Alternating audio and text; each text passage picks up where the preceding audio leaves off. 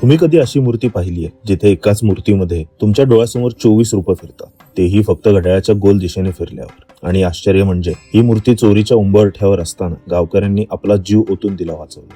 तर असं हे मंदिर जिथे इतिहास, आस्था आणि सौंदर्य हे सगळं एकत्र सामावलेलं आहे. श्री रूपनारायण मंदिर, दिव्यागर. हे फक्त मंदिर नाही, ही 13व्या शतकात शिलाहार राजवाटीखाली उभी राहिलेली एक साक्ष आहे आपल्या कोकणच्या वैभवाची.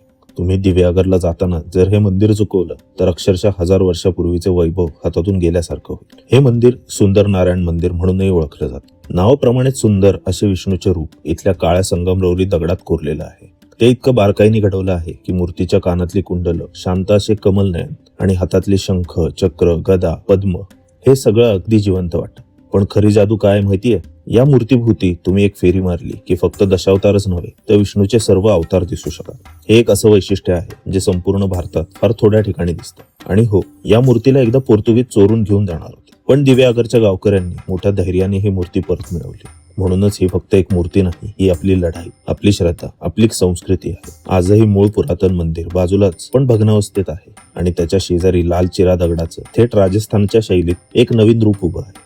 जणू ते इतिहासाला वंदन करतं. मंदिराच्या बाजूला एक पायऱ्यांची विहीर, दिव्यांचा तोरणस्तंभ आणि आजूबाजूला नारळ सुपारीची झाडं. तुम्ही इथं उभं राहिलात, डोळे मिटलेत, तर असं वाटतं की काळ थांबलाय. आणि हेच खरं आहे, कारण हे मंदिर तुम्हाला केवळ दर्शन देत नाही तर इतिहासाशी भिडायला भाग पाडते.